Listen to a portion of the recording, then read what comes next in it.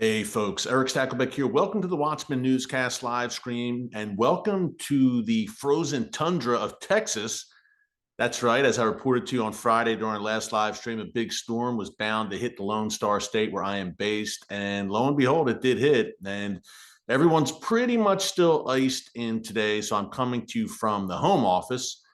And man, just pray for everyone in Texas, especially Mississippi and Tennessee, who were hit particularly hard by this storm. But there's also a storm brewing in the Middle East right now as that U.S. carrier group led by the USS Abraham Lincoln arrives in the Indian Ocean in the vicinity of the Middle East. And that means it is also in the vicinity of Iran. And we expected, I think, many almost 2 weeks ago now, when President Trump was making those threats against the Iranian regime, promising the Iranian people that help is on the way, promising essentially to intervene as the regime started to kill people. And now I think the moment of reckoning has arrived for the Ayatollahs. Who knows why we had the delay? I think a lot of people expected the U.S. to strike. Trump tweeted out these messages, and the U.S. was going to strike right away. It's been almost 2 weeks now since those initial tweets, those pledges of support for the Iranian people. And now the full brunt of the massacre that went down in Iran is coming into plain view. I talked about this on Friday's live stream, and the numbers over the weekend have gotten even higher, if it can be believed. Now we're hearing perhaps more than 40,000 Iranians were slaughtered by this regime that was shooting indiscriminately. 40,000. A mass murder, the scale of which we haven't seen in the 21st century. This harkens back to the days of Stalin slaughtering millions of his own people during his reign of terror. Mao in China doing the same during his reign of terror, tens of millions in China and in the Soviet Union as well. This is the kind of one-day genocidal massacre carried out by a regime against its own people, the Iranian government against the citizens of Iran, that, again, we haven't seen since the 20th century. Mao and Stalin in particular, I'm thinking Pol Pot in Cambodia.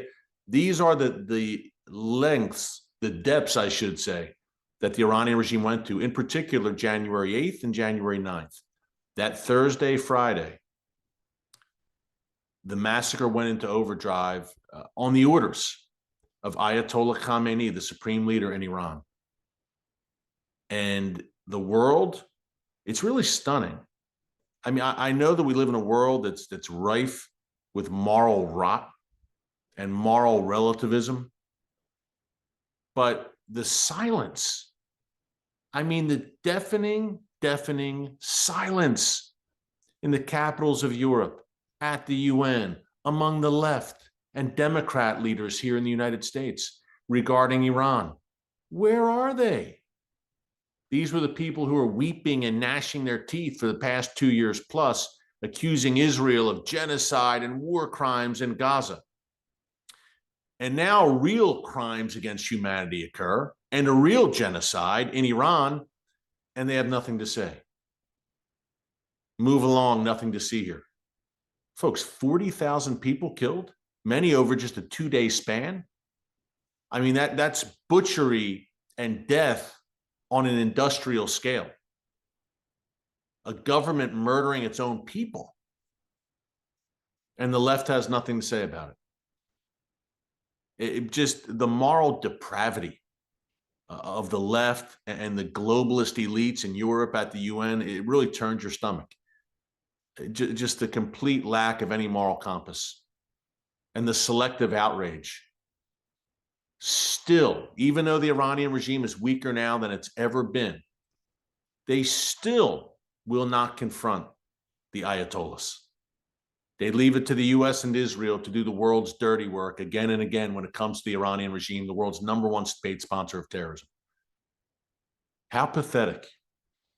That's why Trump gave that speech in Davos, Switzerland at the World Economic Forum last week, calling Europe and by extension, Canada and Australia, the Western world, the rest of the West, on the table for the exact kind of appeasement, weak, woke mindset that we're seeing right now in the face of wholesale slaughter in Iran of the Iranian people who courageously went into the streets to oppose this regime, which is a thorn in the side, not only of the Iranian people, not only of Israel and the Middle East, but the world.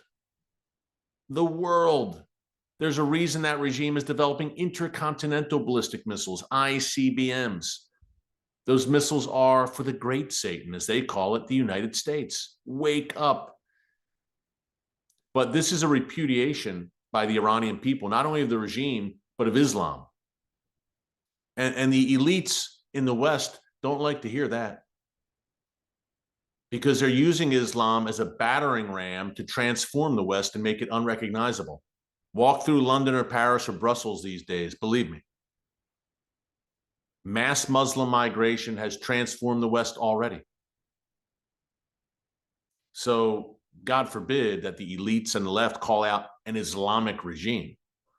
And besides, the Iranian regime has been one of the standard bearers for opposition to the West, to Judeo-Christian Western civilization for 47 years now, and to America.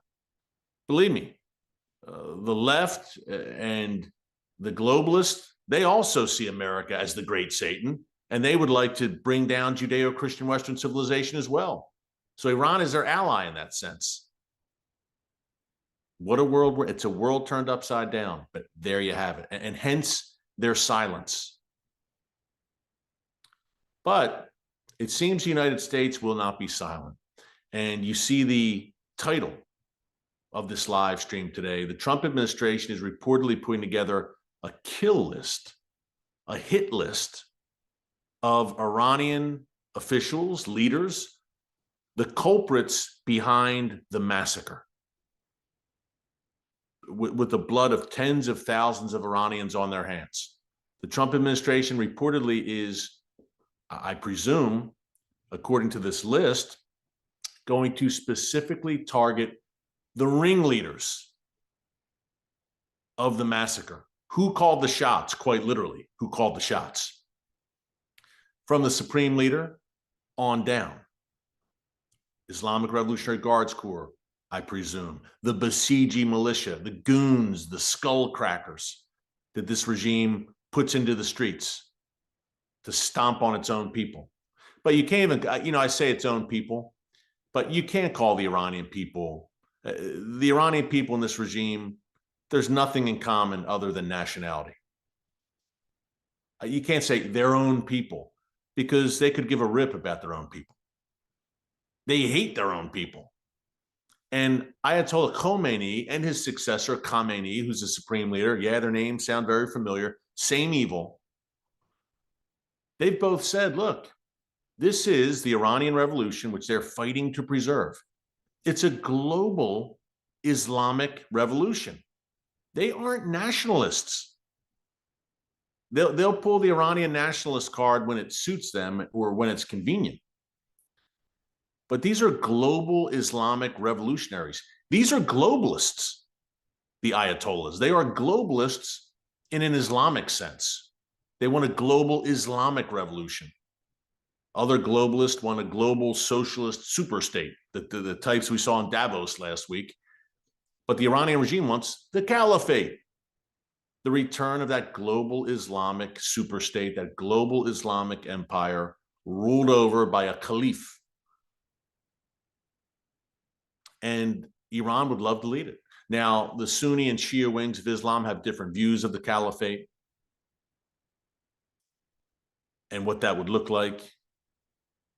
But that's the goal. They're not proud Persian patriots, the Iranian regime. Far from it. They despise their own people. They love power, and they want to use Iran as a power base to spread the revolution worldwide. That's the bottom line.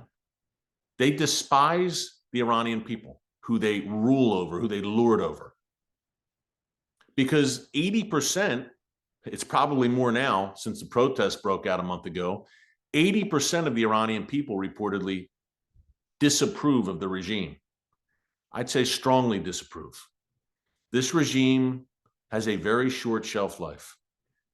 How short? We don't know. What will the Trump administration do? I feel like they got to do something after those promises that were made. We've got the hit list. I'll elaborate more on that. Also, Khamenei, who I mentioned, he's in hiding right now. And a little bit more on the death toll. Not only the death toll, but folks, we're getting reports that the IRGC, the Islamic Revolutionary Guards Corps shock troops, are actually entering hospitals where wounded protesters are being treated, and they're taking them out of the hospitals and arresting them to be executed at a later date. It's just stunning to wrap your head around. The whole world should be outraged and should be out in the streets about this. You had hundreds of thousands for Gaza, free Gaza. Yeah, free Gaza from Hamas. Where's free Tehran? Where are those rallies? It just turns my stomach. The lack of any kind of moral clarity or consistency, the complete hypocrisy, false, bogus charges against Israel for 2 years plus. Genocide, war crimes, non-existent. And then when the real thing happens in Iran, they don't say a word. Where are all those college students here in America? Why isn't Times Square packed with protesters against the Iranian regime? It's pathetic. But that's what you're dealing with. And I have righteous anger about it. I do. There is no moral compass among these folks. But we're going to break it down more. Before I do, I talked about those Iranian missiles, the ICBMs. Well, they also have a healthy arsenal of medium range and long range missiles that can reach Israel. We saw exactly that during the 12-day war back in June, where Israel did a job, as we'd say here in America, on the Iranian regime and caused heavy damage to the regime and weakened it even more. But the regime inflicted some damage on the Israeli homeland. You saw the ballistic missiles flying. And when they struck and they destroyed homes, buildings, people were killed. People were injured. And when all this was going down, Magen David Adom, their brave volunteers, were first on the scene. They are Israel's emergency services system, the EMTs, the paramedics, the first responders for the state of Israel. That is Magen David Adom. 90% of them are volunteers. They're putting their lives on the line, quite literally, and doing God's work to help and to bless their fellow countrymen and women for free. They volunteer to do this. They need your support. It's SaveLivesIsrael.com, SaveLivesIsrael.com. Look, Israel's fighting a war on 7 fronts, including Iran. 7 fronts. Imagine this tiny nation, the size of the state of New Jersey, surrounded on all sides by enemies, by evil. And Israel's fighting the good fight for wherever you live in the free world. Israel, for me, I'm a Westerner living in America. Israel is the first line of defense for Western civilization. And Magen David Adom is on the front lines. They collect, process, distribute Israel's blood supply. They dispatch every ambulance in the state of Israel. And sadly, there's been far too many of those over the past 2 years plus since the October 7th massacre. They need so many materials to keep up with the casualties and the injuries, and they need your help. SaveLivesIsrael.com. And I always go back to the biblical mandate, Genesis 12:3. God says to Abraham, those who bless you and the people of Israel will be blessed. I can't think of a better way to fulfill the biblical mandate than to support Magen David Adom at SaveLivesIsrael.com. They've lost over 30 volunteers. They've lost over 17 ambulances since October 7th. This is a great organization doing God's work, so be sure to lend them your support, SaveLivesIsrael.com. Okay. The hit list, the kill list that the Trump administration is reportedly preparing. Some more details here from Israel Hayom. Intelligence obtained in part from Israel points to mass executions of protesters and medical teams. So they're killing medical teams as well, the mullahs in Iran. Can't make this stuff up. Wounded demonstrators were abducted from hospitals while others were shot at hospital gates when they were trying to get help. Now a special department has been established in the U.S. to identify and locate those involved, the perpetrators of the massacre. The overwhelming majority were protesters and civilians, those killed. Alongside some of the security forces were killed in clashes with demonstrators, mainly in northern Iran. Remember, these were nationwide protests. Among the dead were hundreds of civilians who were executed by firing squad or hanging, mostly without trial. Welcome to the Islamic Republic of Iran. Israel Hayom previously reported that Israel assisted the U.S. in obtaining intelligence indicating mass executions in Iran, contrary to the assurances given to President Trump by Iranian leaders. There's no executions, nothing to see here. Well, Israel, as we know, has great assets on the ground in Iran. And they were getting the real deal firsthand. And they're supplying this to the U.S. These are the real numbers, and this is who's behind it. Executions of various methods. And there is unequivocal evidence that the U.S. now has. Now it's coming out because, remember, there's been an internet blackout in Iran for over 2 weeks. So they took down the internet, and then the massacre commenced. They blacked out the internet, so it couldn't be televised. The mass executions and murders could not be televised. So they blacked it out. And now some things are leaking. We have Elon Musk with Starlink. So some people are able to get Wi-Fi in Iran. And some of the messages and pictures and videos are starting to get out. The bloodiest days were January 8th and 9th, when tens of thousands of Basiji members, units of the Islamic Revolutionary Guards Corps, and Iranian police were deployed at protest flashpoints. They used live fire, including machine guns and assault rifles, employing indiscriminate automatic fire at groups of demonstrators.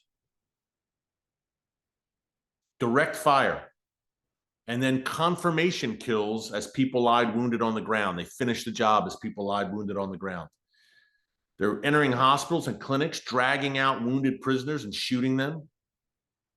Some were shot outside of hospital buildings.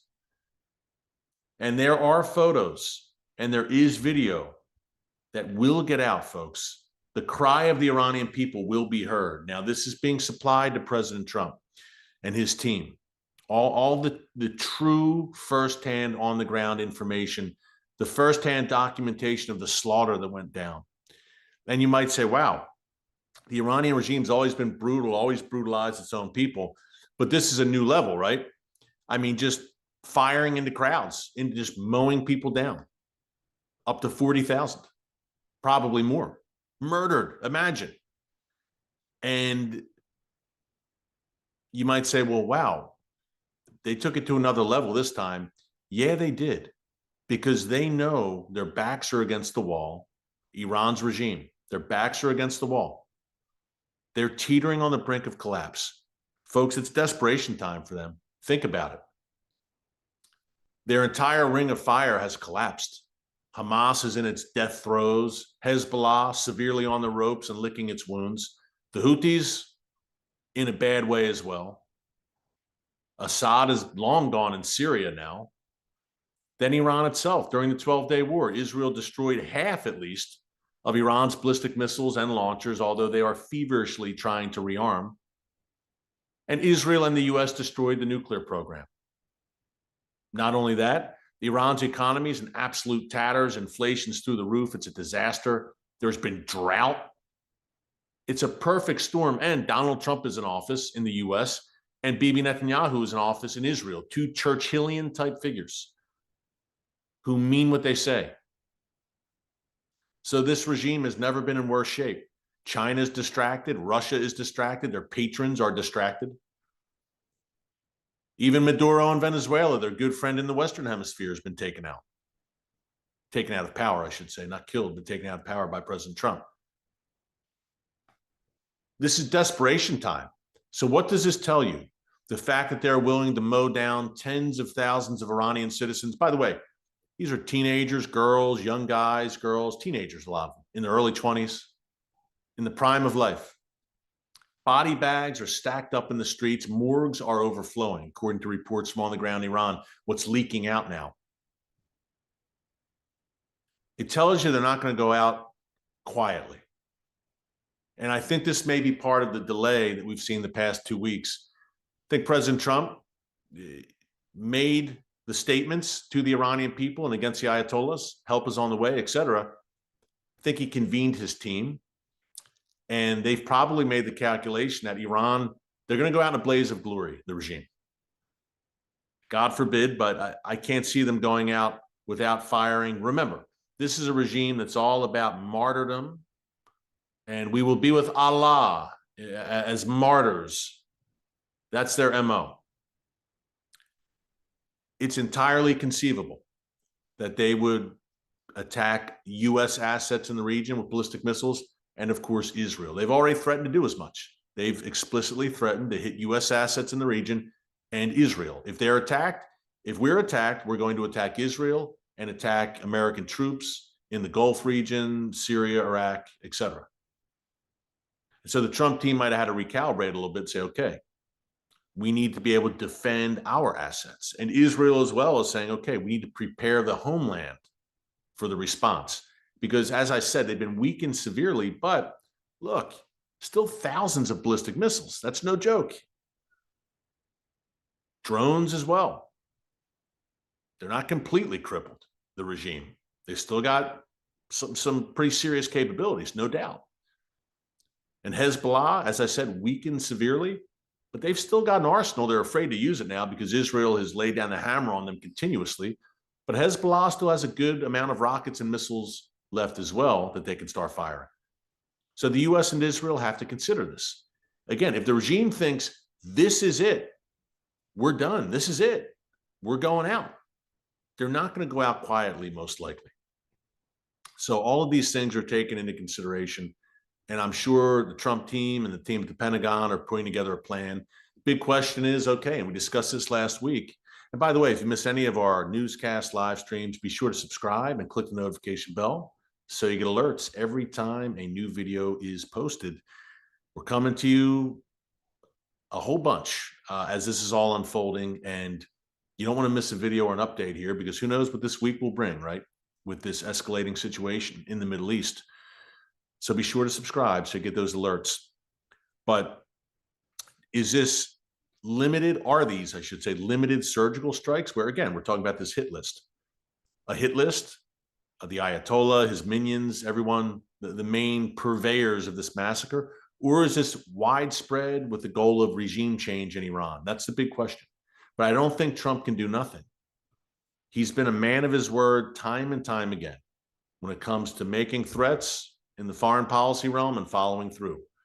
And he has not been afraid, whether it's taking out Soleimani, taking out Iran's nuclear program, grabbing Maduro, strikes in Nigeria against Islamists there who are killing Christians, strikes in Syria, taking out al-Baghdadi, the ISIS leader, the list goes on.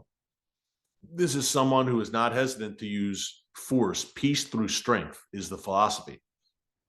And I think it would hurt his credibility if Iran's leaders don't pay a price here, if they're not held accountable, if there's not consequences for what they've done. So I would expect, and look, anything's possible. Perhaps he doesn't do anything. Nothing's guaranteed, right? But that would not fit with the pattern we've seen from Donald Trump over his 2 terms in office, for him to not do anything in this kind of situation after he essentially promised to do something. So we watch and wait. In the meantime, I talked about perhaps targeted strikes. Ayatollah Khamenei, you see the title of this live stream. He is apparently in hiding right now. And here's what we know. Good report here in the New York Post. Ayatollah Ali Khamenei has gone underground, reportedly hiding out in a bunker out of fear of being wiped out by U.S. airstrikes as the USS Abraham Lincoln steams toward the Persian Gulf. The 86-year-old supreme leader has moved to a fortified shelter in Tehran connected to a series of elaborate underground tunnels after senior Iranian military officials warned of the increasing likelihood of an imminent U.S. attack.